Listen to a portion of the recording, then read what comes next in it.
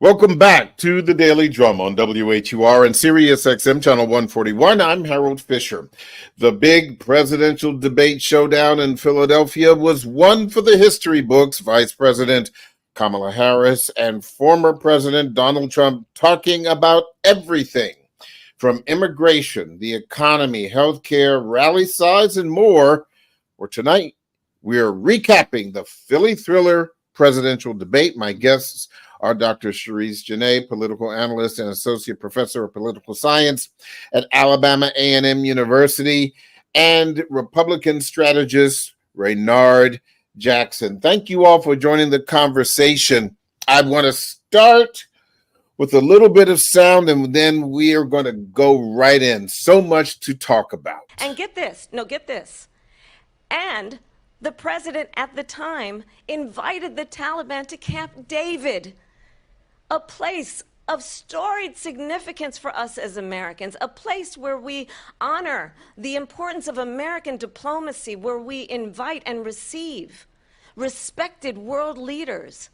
And this former president, as president, invited them to Camp David because he does not again appreciate the role and responsibility of the President of the United States. Okay, Dr. Cherise, are you going to insert anything into those ellipsis periods? Let me tell you, I couldn't even hear that pause because my husband, who is a military officer in the reserves, was losing his mind to find out that the Taliban was invited to Camp David. I mean, it didn't matter for him if they came or didn't come. The fact that they were invited alone, right? A man that used to sit in a Humvee on the border of Syria and Iraq, that would go and talk with senior Iraqi forces. I mean, for him to hear it, he was so visceral that I could barely hear the pause. I had to catch it back on the replay, right? And I'm proud of her. I'm proud of her. She kept her mouth because she almost called him what he actually is. Yeah, that didn't come at the end, but, Raynard, some would say that kind of set the tone for a lot of this debate, whether you like Kamala Harris or like Donald Trump or are undecided. That was something. Totally disagree with you, Harold. Totally disagree. And Obviously, me being the only genius in this interview. Thank you for that. The only what? No, but listen, boy, let me bring some context to this because let's just say I have some very direct knowledge about this whole Taliban thing. Number one, the Taliban was the recognized government of the country of Afghanistan and still is to this day. Now, we can argue about whether we agree with it or not, but they are the duly elected government of the people of Afghanistan. That's number one.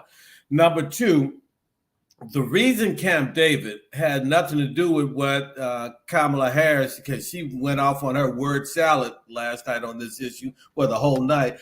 But to put people in Camp David, in this particular case, that was a specific strategic rationale behind that. Taking them away from the bubble of DC where you have all kind of leaks going on and people whispering. You get them in an isolated place like Camp David. You don't have the media bubble there. You have seclusion, and you can, and that's why most of the presidents take people to Camp David when they have sensitive issues they're negotiating. So let me stop you because I think. Hold on. This is my fault because I did not explain the context of that soundbite. This was not about the Taliban. This was about the pause. That's what I was asking about. She didn't go use some four-letter words. That's what that was about. She caught herself, which shows me that You don't want a loose cannon like her in front of a foreign leader, whether it's a private setting or a public setting. Again, and they talk about bringing civility back to the public discourse. And everybody, when watched that live last night, saw that she was about to lose it and caught herself. And so, again, that just tells you about how she would be with someone like Benjamin Netanyahu in Israel, who she viscerally disliked. She doesn't have the temperament to negotiate with folks who are hostile toward their worldview. Okay, go ahead, Dr. Sharice. Are we really talking about temperament for a man who couldn't put together a coherent sentence last night? That every time he got poked and prodded and his fragile little ego got pushed, then he lost his mind. When she talked about crowd sizes, when she talked about him getting fired by 81 million people and his inability to be able to absorb that, we're really talking about somebody's temperament. The idea that a Black woman is and her temperament is up for conversation when we're looking at the most erratic and chaotic former president that we have ever really seen in the history of this country, someone that incited a riot to then turn over the duly elected government that wasn't the Taliban.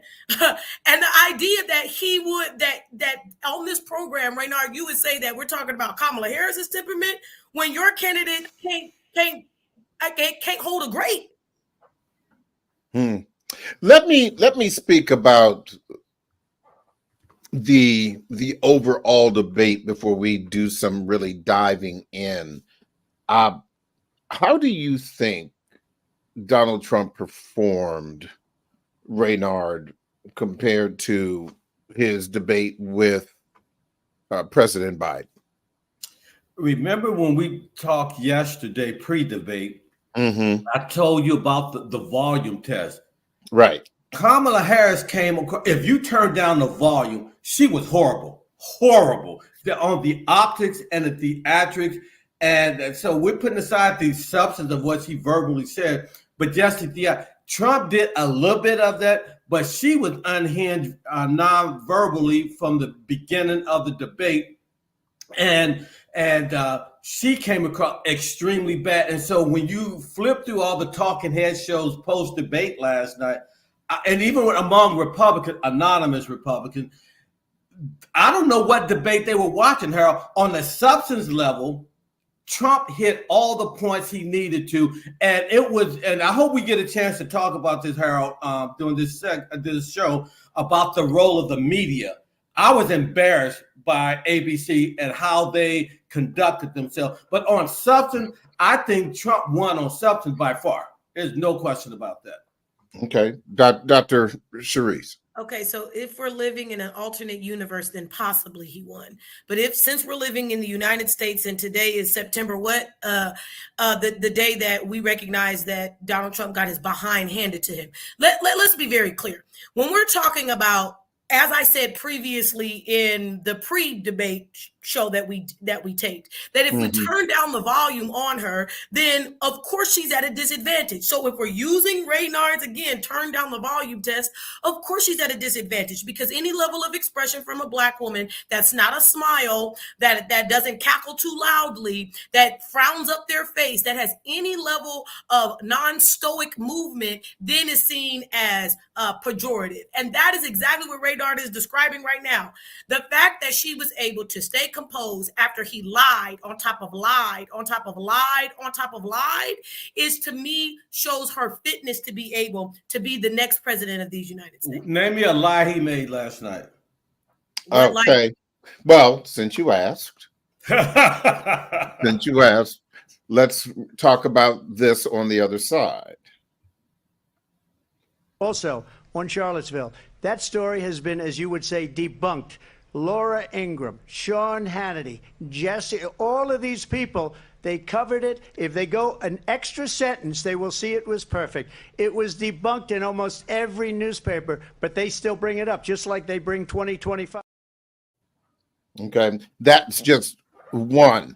So, to that point, I went back today and listened to that press conference. And I went, as he said, if you go just a little bit further, Reynard, he continued to defend, this both sides thing, and then he tried to parse it, because anybody who was looking at that would see, even in the mind of a Donald Trump who is known for not apologizing, not backtracking a whole lot. But I don't think it's a stretch to say that he realized that he messed up when he said what he said back then, as it relates to the Charlottesville thing. So he also went on to say again that he had nothing to do with January 6th. He said they, whoever they are, asked him to make a speech. But I think that overall, if we turn up the volume, Reynard, and we've talked about the optics, certainly, but we turn up the volume, I don't think it's a stretch to say that Donald Trump was not on his game last night. Totally disagree. That Charlottesville, he said there are the good people on both sides. And if you listen to the whole thing, it's clear what he's talking about. Now, as someone who does media training and someone who makes a living off communication, I've said on TV shows ad infinitum over the years, the biggest reason Trump gets in trouble verbally is not so much what he said. Trump speaks in phrases. He does what we call in freshman English, he leaves a lot of dangling participles. And so his train of thought is here. He'll throw in a parenthetical expression and then get back to the original thought without leaving a bridge. And so that's a technical, semantical answer. But Trump has always spoken in sound bites and in phrases, and that sometimes gets him in trouble.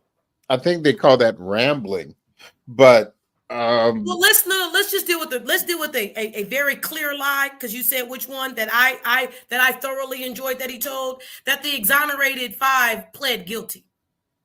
That's a lie that he told last night, that the Central Park originally they admitted to it. No, originally, and they changed their plea. No, he said that they pled guilty. That's not what that's what he said. That's a lie. They did not plead guilty. They did not plead. Not only did they not plead guilty, they were exonerated. And he asserted last night in the debate that they were still guilty, even though that they were found not guilty. Now, on one hand, the state of New York is adroit at being able to prosecute black men, but unadroit at being able to prosecute him for the 34 felonies he has. Which one is it? Either New York is adroit at being able to have the prosecutorial power to decide, or they don't. They did plead guilty, and again, later on in the judicial process, they changed their plea. So factually, what Trump said was accurate. I think, and we could, and we will take a deep dive into all of the things. I do want to get your take on this, Dr. Charisse, before the break. One of the things, and maybe I guess I've given up on expecting politicians to answer questions directly.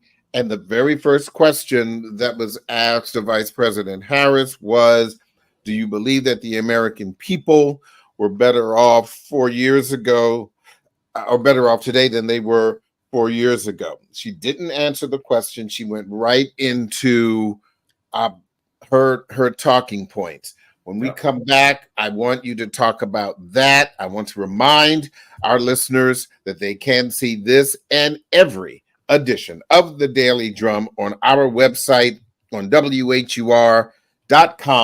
We are going to take a break. The Original Quiet Storm is next on WHUR.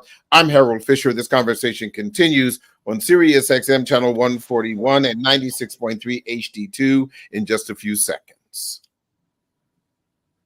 Welcome back to the Daily Drum on Sirius XM channel 141. I'm Harold Fisher. We continue our recap of last night's presidential debate.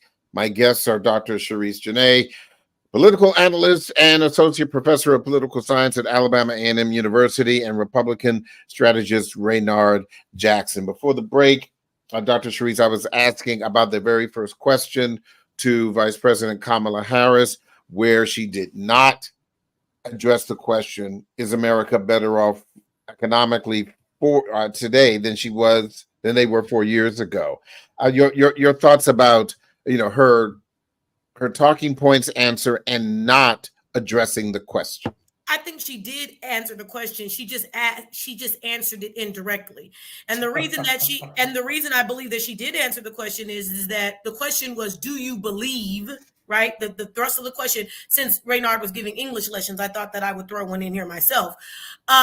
The question was, do you believe that Americans are better off 4 years or not? Well, now the problem with the question is that it then immediately ties her to then having to answer about Joe Biden's policies that she wasn't able to have full reign and control over. So what she did do and answer was she answered what she believed. And you're correct that they were very much an introduction to those talking points, and I don't disagree with that. But she did not have the ability to directly answer the question without then establishing in many ways or directly tying herself to the Joe Biden White House that then would have tripped her up for the rest of the night. So she was very adroit at being able to answer the thrust of the question of is, what do you believe, right? About 4 years ago, and she did talk about that. She talked about what she believed as an American, and then she talked about the status of America 4 years prior when she and Joe came into the office. Well, I would say that she went straight into what she wanted to do about the economy, and I think that both candidates were guilty at the duck and dodge, and I think that has become pro forma now for whether you're running for town council or running for president.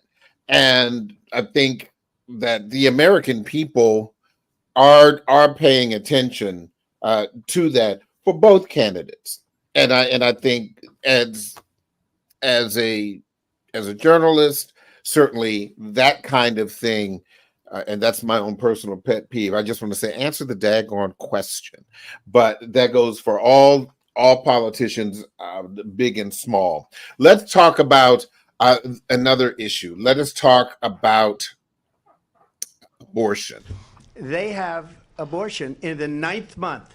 They even have, and you can look at the governor of West Virginia, the previous governor of West Virginia, not the current governor, who's doing an excellent job, but the governor before, he said the baby will be born and we will decide what to do with the baby. In other words, we'll execute the baby.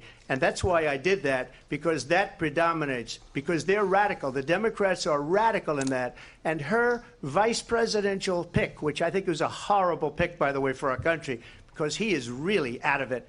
But her vice presidential pick says abortion in the 9th month is absolutely fine. He also says execution after birth. It's execution, no longer abortion, because the baby is born, is okay. And that's not okay with me. Your thoughts about that, Raynard? This abortion situation, this abortion issue has become a bit of a thorn in the former president's side. From his decision to pick the Supreme Court justices that he selected and had installed, to the issue with Florida, states' rights. Even for his base, some would say, where is he right now? Do you think that he is having some buyer's remorse on this abortion issue right now? Well, before I get into that, Harold, let me go back a couple things Sharice said and give her a love tap, because Sharice, I love you, but you have 1 minute to respond. No, go right. I'll get all in a minute. If he's anything like Donald Trump, we can forget that 1 minute. But go ahead. That's funny. No, if you and your beautiful God-fearing husband are married and the house is in both of your name, If he forgets to mail the check to the mortgage, you can't tell the mortgage company, my husband forgot to pay the mortgage. You're tied at the hip with your husband. And so it is with Kamala Harris. She is the sitting VP. She cannot divorce herself away from any issue that the administration stands for. But I hope Tyreek Hill hires you as his publicist because that was a great spin. Now, this issue of abortion, by the way, Kamala Harris' opening statement about the economy, she says she was raised in a middle-class family. That's a flat-out lie. She was raised in the equivalent of Beverly Hills in Canada, an upper middle-class lifestyle. She lied about her upbringing, and there are pictures of that mansion she grew up in Canada all over the internet. So she lied about that. But this issue about abortion, Trump was making reference to Ralph Northam, the former governor of Virginia. Originally, he had said West Virginia, then later on, he said Virginia. It is on videotape. He was in a radio interview in Northern Virginia talking about that. He said, if the baby is born, we're going to put him to the side, meet with the doctor and the family, and they'll decide what to do with the baby after the baby was already out. So when ABC last night tried to fact check Trump and said, no, there's no state where you can do that, Ralph Northam advocated that in Virginia, where I live at. So factually, everything Trump said about that was true. Harold, may I? Yeah, go ahead. Okay. So Reynard, you're absolutely right. When both names are on a mortgage, you are definitely tied. And that's exactly why my husband's name is not on my mortgage. And that's exactly why his name is not on mine, so that we don't have any of that confusion. Right. And with that being said, to your very point about this cuckolding, Donald Trump is cuckold to the party on this issue of abortion.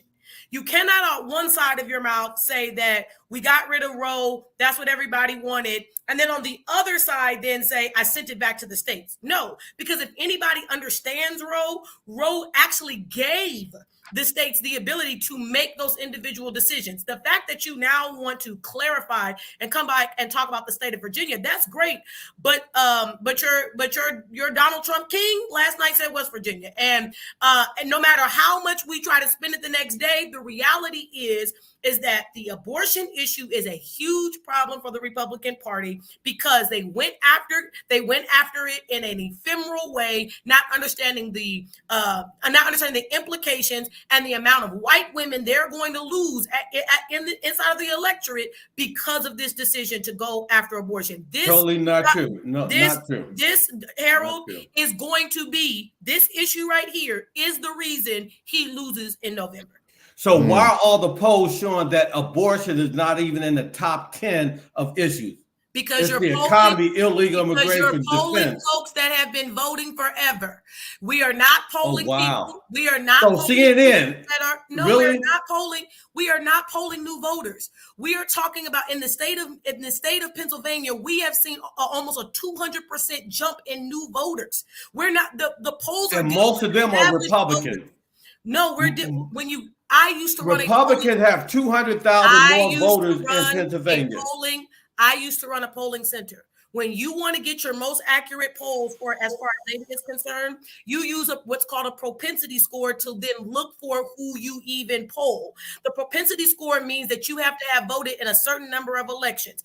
Each poller makes a decision. Each data analysis makes a decision about what that number is. Most people want to see that you have voted in the last 3 to 5 elections before we reach out to you from a polling perspective to then be able to grab those numbers. So every time someone tells me about a poll, we are looking at more established voters who've been voting over time. We are not then taking into consideration an entirely new set of voters that we're registering by the day. Harold, whenever you have to get that deep into the technical aspects of the poll, is because you're losing the argument.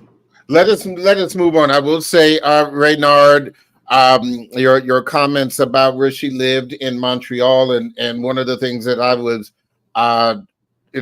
just kind of looking at, and I can't really speak to what you said, but I will say that if you Google Kamala Harris and Canada, what does come up is a picture of the vice presidential residence at the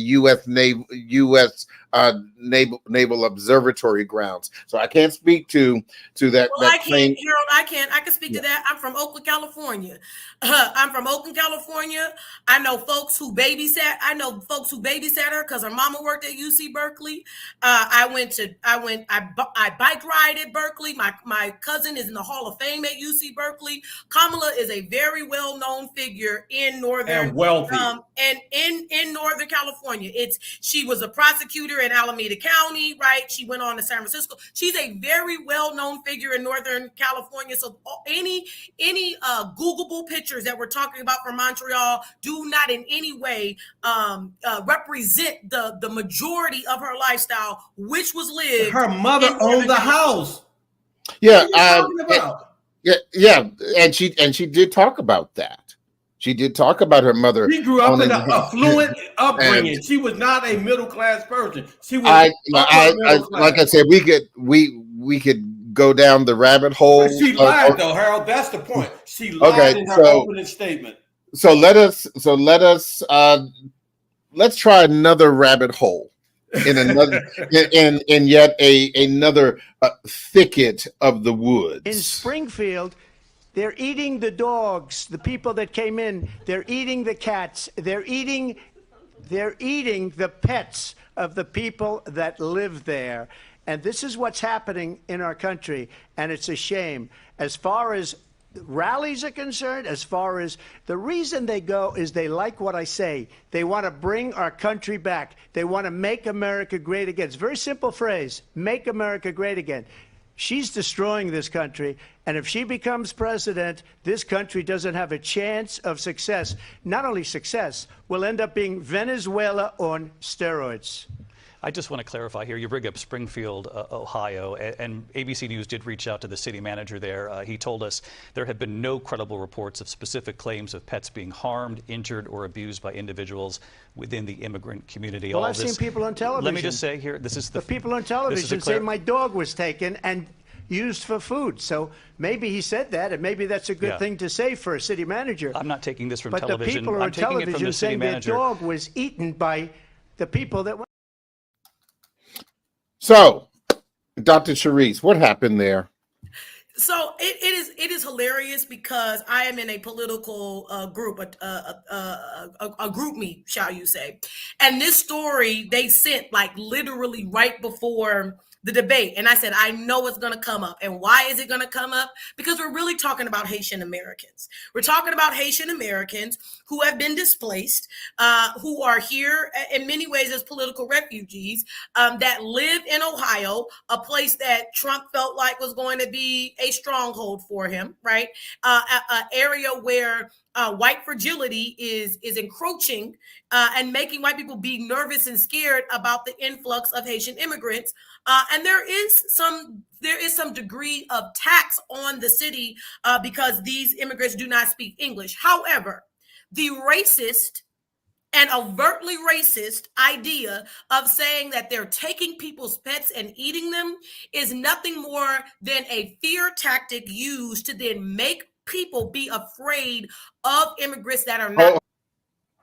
Dr. Charisse, we were having a little technical difficulty there. Please restate your point about the Haitian migrant.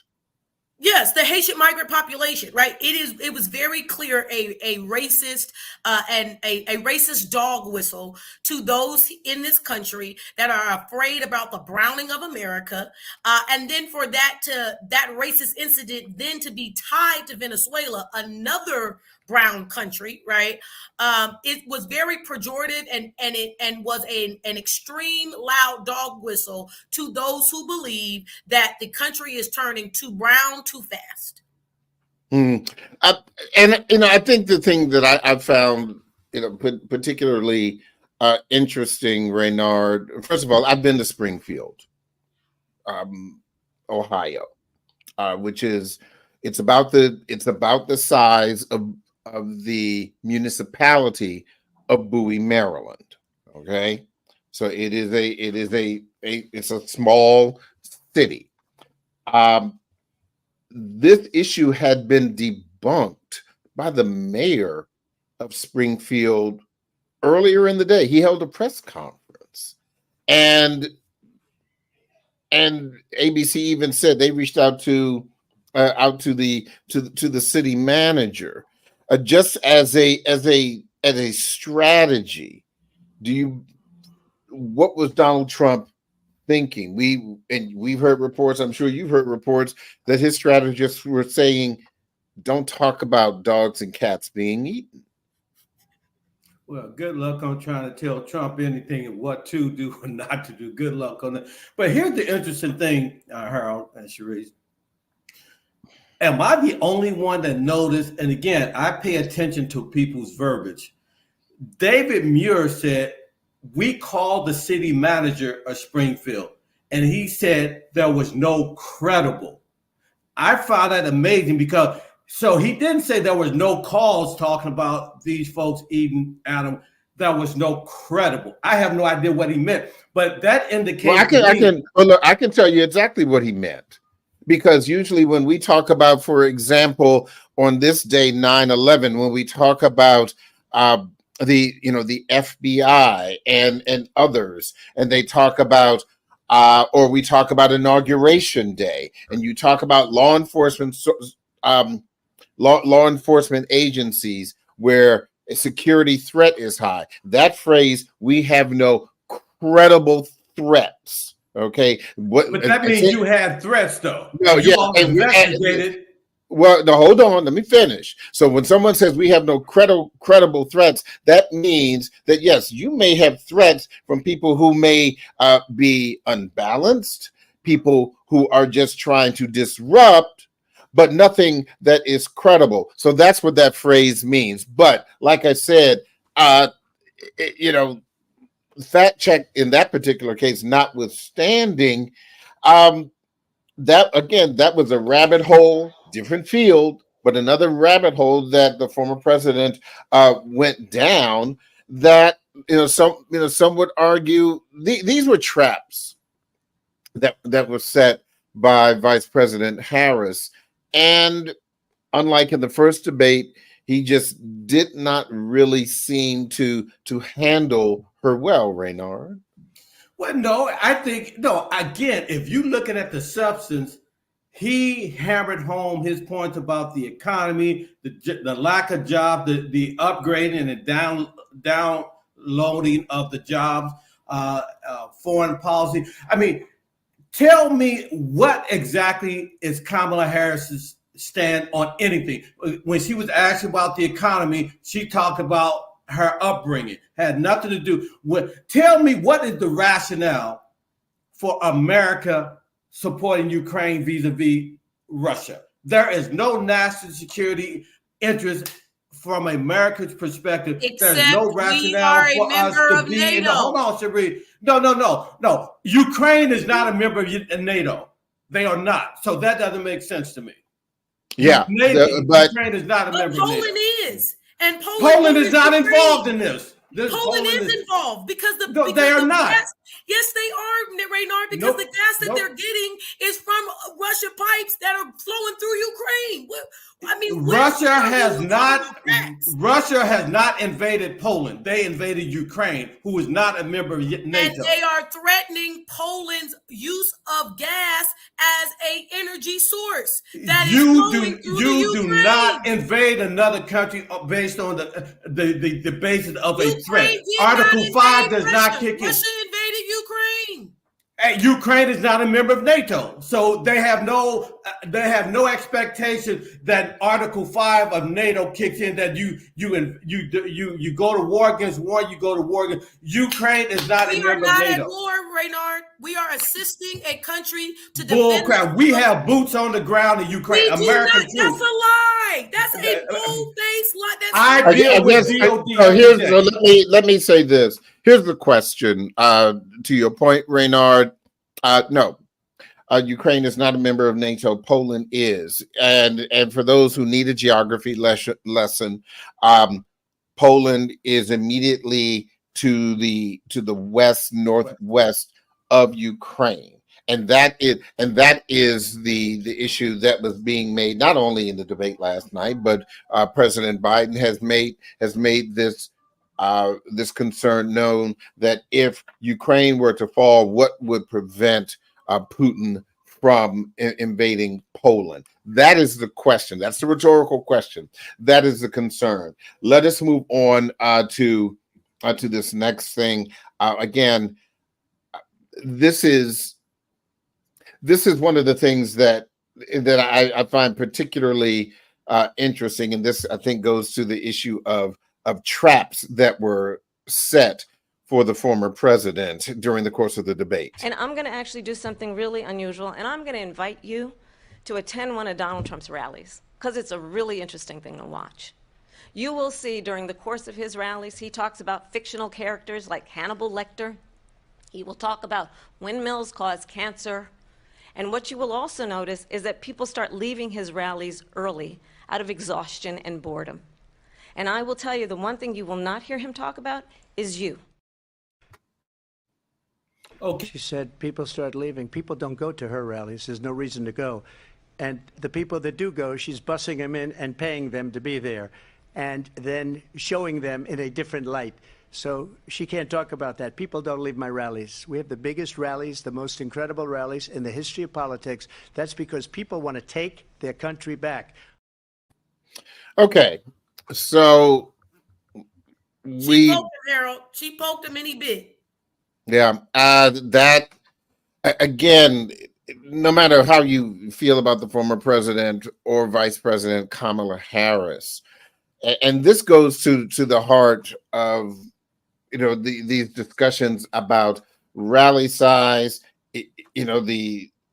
President Trump talked about one of his recent rallies being larger than the March on Washington, and these are, to use a sports analogy, these aren't unenforced errors, Reynard. These are, I'm sure there are Republicans yelling. They were yelling at the screen last night. Donald Trump don't do that, and and these things were not, and these were not helpful things. But here's the issue, Harold. Okay. Your industry, these moderators, when Harris said that people are leaving his rallies early, number one, there's no evidence. Why didn't the moderators challenge her and say, what evidence you have there? And they're leaving because they're bored. Now she's inside their mind. She know what's inside them. Why did the moderators not? They fact checked in their mind Trump 5 times, 0 for Harris. And so, again, that was a 3-1 battle here. And the media and journalism in general was indicted last night. That was so overboard that they were in the tank for Harris. And so, but isn't it amazing, Harold and Cherise, that no one is talking about how Trump hammered her on this illegal immigration, the economy, foreign wars, and what is her vision? She to this day does not have a platform on her website, campaign website. And she's saying you're not running against Joe Biden, you're running against me. No, you're running against the Biden-Harris administration, and they have been a disaster for this country. Harold, Dr. Cherise. Yeah, Harold. Okay, so first off, let's not pretend like we don't understand civics. The vice president is a ceremonial position that then has to then align with what the president says. She doesn't have to. I did not interrupt you, Reynard. Let me finish. So if we get on this show and pretend like we don't understand how the structure of the government works, then we'll just leave that there. A vice president of the United States is selected in many ways to strengthen then the policies of a president, and she has every right to create some level of daylight between the former. What is it? What is the daylight? And herself as the vice president. What is her daylight? I haven't heard it yet. Second off, when we're talking about policies, it's rich to me that we're having a policy conversation from someone who could not answer a question about the crowd size. We got into immigration, all these other kind of things here. When you ask the question about crowd size, the crowd size issue poked him. It poked him because of his. What is her position on illegal immigration? I can't even finish my thought because Raynard is triggered because his boy was triggered about Because this you can't whole answer the idea question. about crowd size. This is a masculine, a masculine vibrato that just makes it. What is her position on illegal immigration? Chase after this idea that as a man, I should have more, and I'm willing to lie about how many people come. It is very clear, Harold, and we've seen it several times. What is her position?